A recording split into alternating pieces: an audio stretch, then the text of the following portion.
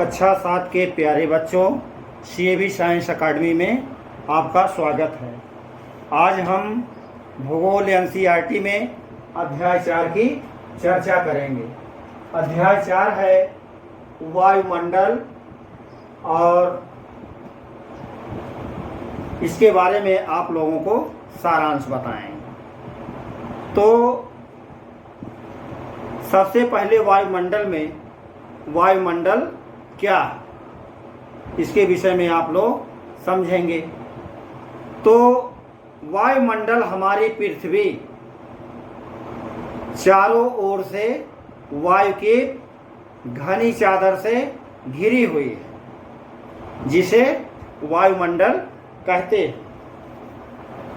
फिर पृथ्वी पर सभी जीव जीवित रहने के लिए वायुमंडल पर निर्भर हैं।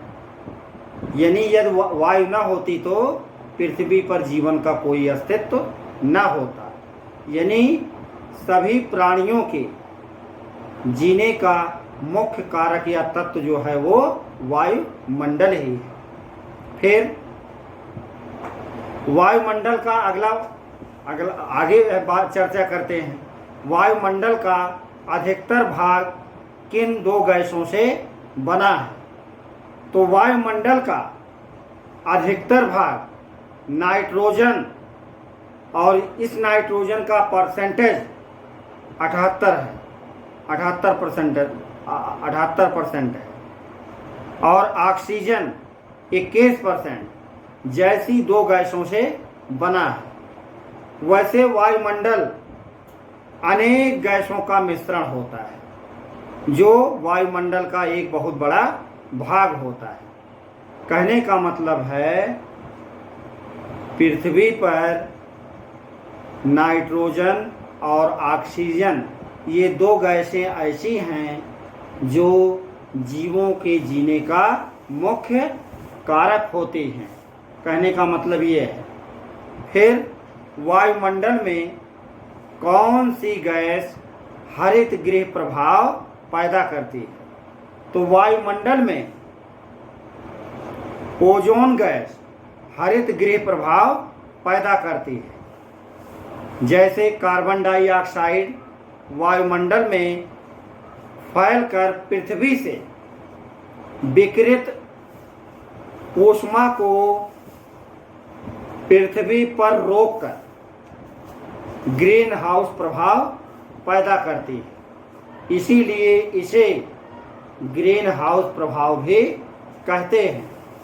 फिर आगे है मौसम किसे कहते हैं? मौसम वायुमंडल के प्रत्येक घंटे तथा प्रतिदिन की स्थिति होती है या दशाएं होती हैं। जैसे कभी वर्षा होना, कभी बादल का छा जाना, कभी पाले पड़ना, कभी हिमपात होना, कभी ओला पड़ना, कभी आंधी आना, कभी तूफान आ जाना आदि मौसम के संबंध में कहा जाता है, जिसे मौसम कहते हैं। फिर आगे है वर्षा के 3 प्रकार कौन है? वर्षा के 3 प्रकार निम्न है। चक्रवाती वर्षा, आप लोगों ने देखा होगा गर्मी के महीने में भारत के कुछ राज्यों में बहुत बड़े चक्रवात आते हैं, और यह चक्रवात आंधी तूफान सहित पानी भी लेकर के आते हैं। तो ये जो चक्रवात आते हैं ये हवा के चक्करदार घेरे होते हैं। चक्रवात में हवाएं अंदर से बाहर की तरफ, चक्रवात में बाहर से अंदर की तरफ हवाएं हमेशा आती रहती हैं। फिर चक्रवाती वर्षा ज्यादातर तटीय किनारों पर होती है। अब तटीय किनारों पर कौन कौन से राज्य हैं? तटीय किनारों पर उड़ीसा हुआ, फिर इधर आंध्र प्रदेश, तमिलनाडु पूर्वी समुद्र तटीय मैदान के किनारे हैं। फिर इधर आप देखेंगे पश्चिमी समुद्र तटीय मैदान के किनारे महाराष्ट्र, गुजरात, गोवा, केरल तथा लक्षद्वीप। इन राज्यों में चक्रवाती तूफान हमेशा आते रहते हैं। फिर पर्वतीय वर्षा के बारे में चर्चा करेंगे। पर्वतीय वर्षा कैसे होती है? भाप से भरी हुई हवाएं पर्वतों या पहाड़ों से टकरा करके वर्षा कर देती हैं। मानसून से भरी हुई हवाएं पहाड़ों पर जाती हैं और पहाड़ों के बीच में रुक जाती हैं, जो भाप से भरी होती है। और भाप से भरी होने के कारण पर्वतों से टकराकर ज़्यादा से ज़्यादा वर्षा करती है। तो कहने का मतलब कि कोई भी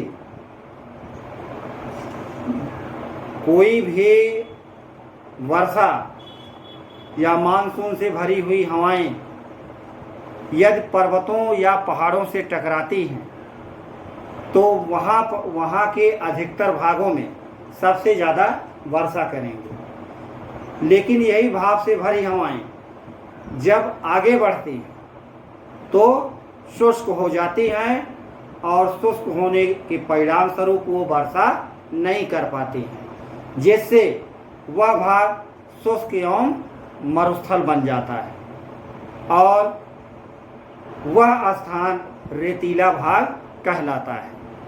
फिर संवहनी वर्षा रुक रुक करके कुछ क्षेत्रों में होती हैं। कहीं पर अधिक वर्षा होती है तो कहीं पर ज़्यादा वर्षा होती है।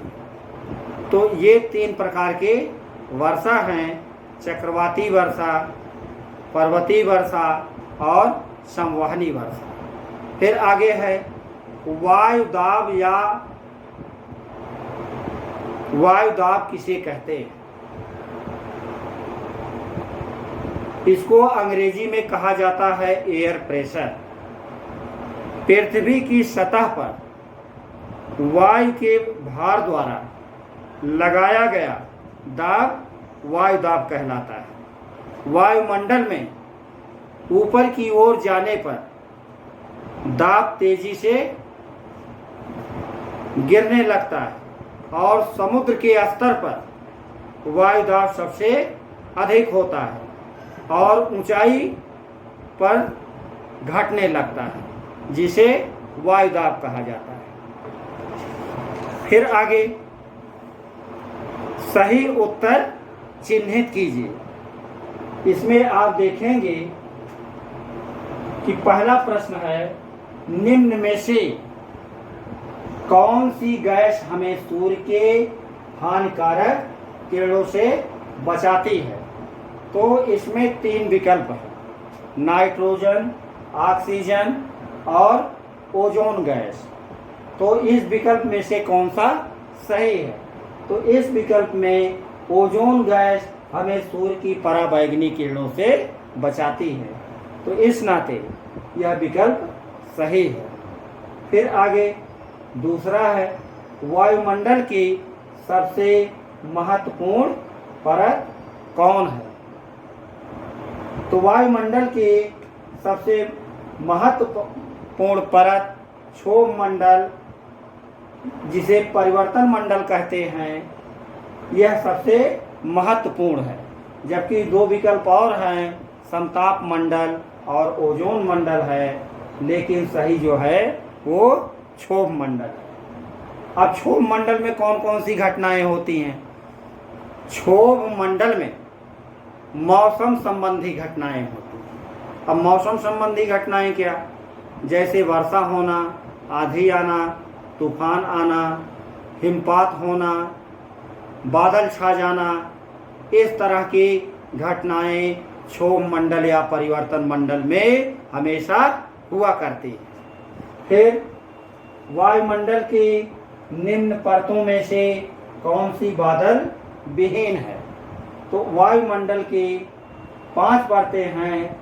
उन परतों में समताप मंडल ऐसा है जो बादल विहीन है, और समताप मंडल में वायुयानों की उड़ान के लिए आदर्श स्थिति होती, यानी जितने तरह के वायुयान हैं, हवाई जहाज, हेलीकॉप्टर, ये सब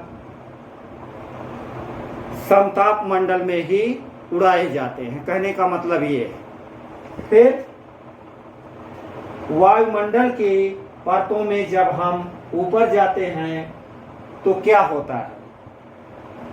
तब वायुदाब घटता है, बढ़ता है, या घटता और बढ़ता दोनों है कि क्या है? तो वायुमंडल की परतों में जब हम ऊपर जाते हैं तब वायुदाब घटता है, ये विकल्प सही है। फिर आगे, जब वृष्टि तरल रूप में पृथ्वी पर आती है तो हम क्या कहते हैं उसे? वर्षा कहेंगे कि हिमपात कहेंगे कि तूफान कहेंगे? तो जब वृष्टि तरल रूप में पृथ्वी पर आती है तो हम उसे वर्षा कहते हैं। तो ये सही उत्तर चिन्हित करने का था। फिर अगला प्रश्न है, कारण बताइए। आर्द्र या नम दिन में गीले कपड़े सुखाने में अधिक समय लेते हैं। तो अधिक समय लेते हैं तो क्यों लेते हैं? आर्द्र दिन में गीले कपड़े सुखाने में अधिक समय इसलिए लेते हैं क्योंकि जैसे जैसे वायु गर्म होती है, इसकी जल वाष्प धारण की क्षमता बढ़ती जाती है। इस प्रकार यह और अधिक आर्द्र होती चली जाती है। फिर आगे है, कारण में भूमध्य रेखा से ध्रुवों की ओर जाने पर आतपन की मात्रा घटती जाती है। तो क्यों घटती जाती है? आतपन, जिसे सूर्यातप के नाम से जाना जाता है, की मात्रा भूमध्य रेखा से घटती जाती है। इसलिए घटती जाती है क्योंकि तापमान उसी प्रकार घटता जाता है। यद्यपि पृथ्वी का तापमान अत्यधिक बढ़ जाता है तो यह अलग इतनी गर्म हो जाएगी कि यहाँ फसलें नहीं उग पाएंगी। तो ये आपका कारण में रहा। आपको पूरा सारांश बताया गया, और सारांश में वायुमंडल क्या है फिर से इसको एक बार सुन लीजिए। हमारी पृथ्वी चारों ओर से वायु की घनी चादर से घिरी हुई है, जिसे वायुमंडल कहते हैं। पृथ्वी पर सभी जीव जीवित रहने के लिए वायुमंडल पर निर्भर हैं। फिर वायुमंडल का अधिकतर भाग किन 2 गैसों से बना है?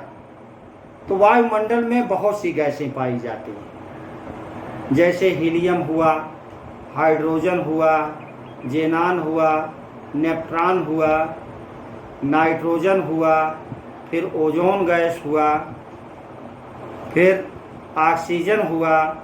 इस तरह से वायुमंडल में बहुत तरह की गैसें पाई जाती हैं, लेकिन वायुमंडल का अधिकतर भाग नाइट्रोजन 78% और ऑक्सीजन 21% जैसी 2 गैसों से बना हुआ है। वैसे वायुमंडल अनेक गैसों का मिश्रण होता है। फिर वायुमंडल में कौन सी गैस हरित गृह प्रभाव पैदा करती है? तो वायुमंडल में ओजोन गैस हरित गृह प्रभाव पैदा करती है। जैसे कार्बन डाइऑक्साइड वायुमंडल में फैलकर पृथ्वी से विकिरित ऊष्मा को पृथ्वी पर रोककर ग्रीन हाउस प्रभाव पैदा कर देती है। तो इसे ग्रीन हाउस प्रभाव कहा जाता है। फिर मौसम क्या है, इसको बताया गया आप लोगों को। तो मौसम वायुमंडल की प्रत्येक घंटे की स्थिति होती है। और इस प्रत्येक घंटे की स्थिति में कभी बादल छा जाता है, तो कभी बारिश होने लगती है, तो कभी तूफान आ जाता है, कभी आंधी आ जाती है, तो कभी पाले पड़ने लगता है, कभी हिमपात होने लगता है, कभी ओला गिरने लगता है, कभी तूफान आ जाता है। ये सब मौसम के प्रतिरूप हैं जिन्हें मौसम कहा जाता है। फिर हमने आपको वर्षा कितने प्रकार की होती है, वर्षा निम्न 3 प्रकार की होती है: चक्रवाती वर्षा, संवहनी वर्षा और पर्वतीय वर्षा। चक्रवाती वर्षा ज़्यादा से ज़्यादा चक्रवात वाले राज्यों में, जो समुद्र तटीय मैदान के किनारे वाले राज्य हैं, यहाँ पर भाप से भरी हुई हवाएं हवा के तेज वेग के साथ ज़्यादा वर्षा करती हैं। पर्वतीय वर्षा सबसे ज़्यादा पर्वतों पर होती हैं। यहाँ पर मानसून से भरी हुई हवाएं पर्वतों से टकरा करके वर्षा कर देती हैं। लेकिन यही मानसूनी हवाएं जब पर्वतों से आगे निकलती हैं, तो पर्वतों से आगे निकलने के कारण वह शुष्क हो जाती हैं, और शुष्क होने के परिणाम स्वरूप वर्षा नहीं कर पाती हैं। तो जहाँ पर वर्षा नहीं होती है या जिस भाग में वर्षा नहीं होती है, वह भाग शुष्क और रेतीला हो जाता है। फिर संवहनी वर्षा है। संवहनी वर्षा ज़्यादातर मैदानी क्षेत्रों में होती है। मैदानी क्षेत्रों में, जैसे उत्तर के विशाल मैदान में उत्तर प्रदेश, पंजाब, हरियाणा, मध्य प्रदेश जैसे राज्यों में सबसे संवहनी वर्षा का ज़्यादा प्रभाव रहता है। फिर आगे है वायुदाब। क्या है? तो वायुदाब पृथ्वी की सतह पर वायु के भार द्वारा लगाया गया दाब वायुदाब कहलाता है। वैसे वायुमंडल में ऊपर की ओर जाने पर दाब तेजी से गिरने लगता है। समुद्र के स्तर पर वायुदाब सबसे अधिक होता है और ऊंचाई पर घटने लगता है। तो इस तरह से यह अध्याय 4 आपका वायुमंडल रहा, और इसमें आप लोग चित्र बना लीजिएगा।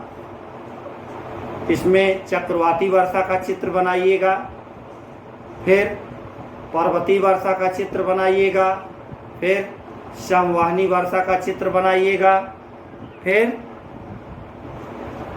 प्रमुख वायुदाब पेटियों का चित्र बनाइएगा, और फिर आगे ये वायुमंडल के जितने परतें हैं इनका भी चित्र बनाइएगा। ये 3 चित्र हैं: वर्षा के प्रकार और प्रमुख वायुदाब पेटियां और वायुमंडल की विभिन्न परतों का चित्र। इतना चित्र बनाइएगा आप लोग।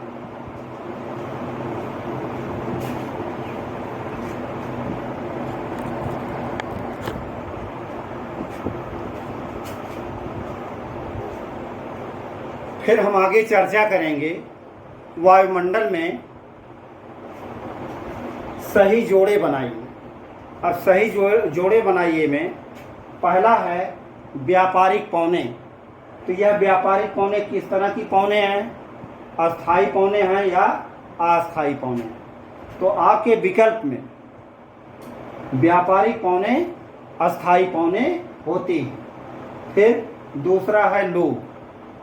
ये लू जो है स्थानीय पौन है, और यह लू भारत के कुछ ही भागों में गर्मी के महीने में चला करती हैं, जिसे लू कहते हैं। यह शुष्क होती हैं और गर्म हवाएं होती हैं, जो भारत के केरल राज्य में और फिर उधर पश्चिमी बंगाल में, बिहार और उड़ीसा में चला करती हैं गर्मी के महीने में। फिर मानसून क्या है? मानसून एक तरह का मौसमी पवन है जो मानसून काल में भाप से भरी हवाओं के साथ हमेशा चलता रहता है। फिर चौथा है पवन।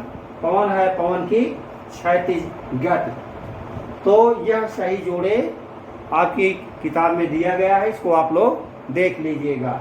व्यापारिक पवने, अस्थायी पवन, लो स्थानीय पवन, मानसून, मौसमी पवन और पवन जो है पवन की क्षैतिज गति। तो इस तरह से यह अध्याय 4 आपका समाप्त हुआ। कल अगले अध्याय की हम चर्चा करेंगे। तब तक के लिए धन्यवाद।